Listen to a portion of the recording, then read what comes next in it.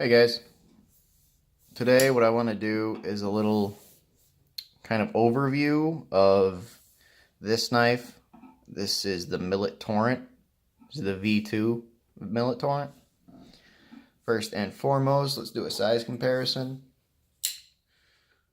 Here it is next to the small Sabenza 21 in Singo.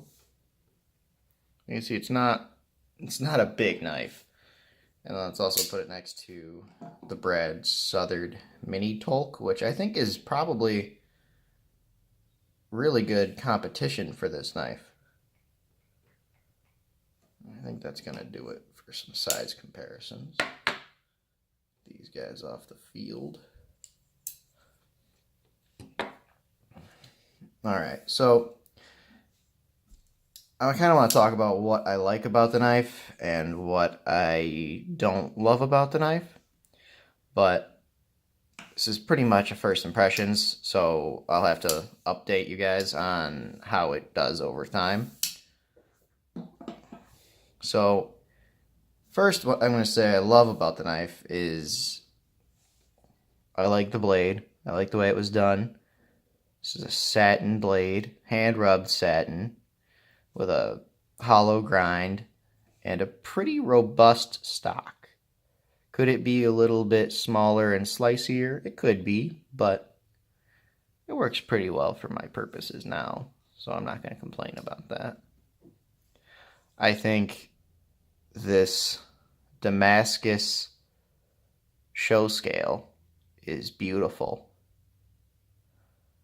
I do kind of wish I got a Damascus blade as well, but I'm not sure if that would take away from the scale if the blade was also Damascus. I'm not sure about that. Kind of leave the interest in one side or the other, right? Maybe. Now, I also like the detent. It's weird because I'm usually a fan of the stiffer detents. This one is pretty light. You know, you can misfire the knife pretty readily if you don't put anything behind it, if you don't know what's going on or how the knife flips. So that's something to look out for. But because of how light the detent is, it opens up very easily with the two other methods aside from just the flipper. So I think that makes it a perfect detent for this knife. If it was just a flipper, I think that would be a bad thing. But the way it is, I think that's awesome. All right. Now,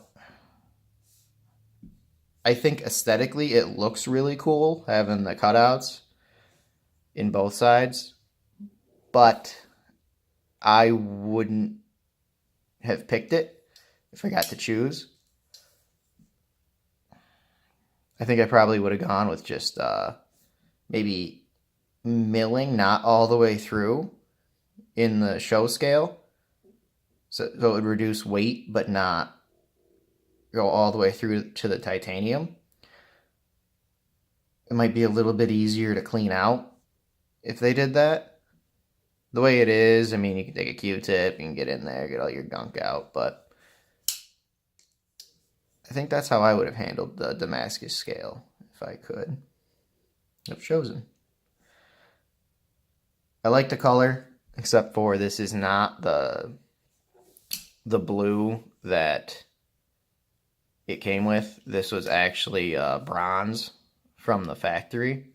I got it secondhand, and he had it reanodized by somebody else. I really like it. I like the bluish purple. It turns a little bit of a green with sweat and oils. It is a little bit slick on the Damascus, but it's kind of what you're getting. When you lock in, you're good. It's not going anywhere. Jimping up top does a good job. Pocket clip, could be a little bit higher, but the way it is, it's a small knife. It fits in your pocket well. You can still grab it and retract the knife well. I also like that all of the hardware is the same Torx. Kind of an MO of like Chris Reeve.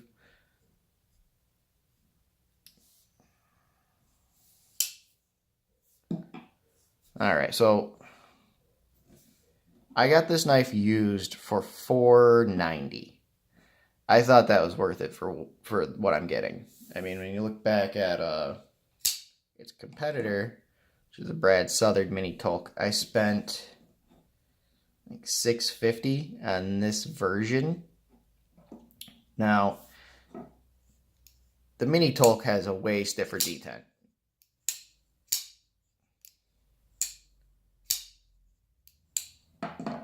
Than the Torrent.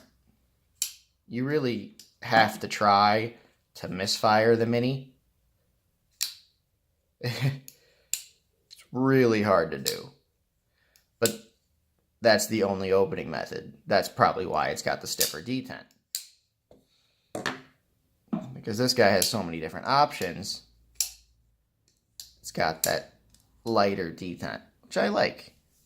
I do wish that they kind of cleaned up the non-show side a little bit more. I don't love all of the hardware in there, but I get why it's there. This lock bar thing is a little bit interesting. How deep it goes and how it's affixed on both sides is unique. I guess people can fiddle around with that to change their lockup and maybe even their detent strength. But I am not going to screw with that because I like the way she flips now. It's just interesting that they have a unique interface on the lock bar insert. She's dead center. You can kind of poke at the tip and get it. So I do kind of wish that this backspacer extended just a tad so that you wouldn't be able to touch it at all. But it's a little detail that doesn't really bother me. It's just there. Alright, so let's get into the final conclusions. For $490, that is a lot of money for a pocket knife. So it kind of depends on how deep you are in the knife game. If you are as sick and as deep as me, you're going to look at this knife and go, oh, $490. Awesome. I'll take it. However, if you need a knife that cuts things and you're not looking for something that's also very pretty and pocket jewelry-esque, this is probably not the knife for you. You can get something a lot cheaper that'll cut things. You can get something a lot cheaper that'll cut things and have a killer warranty. Granted, this has a more premium blade steel. These are a lot more readily available and cheaper.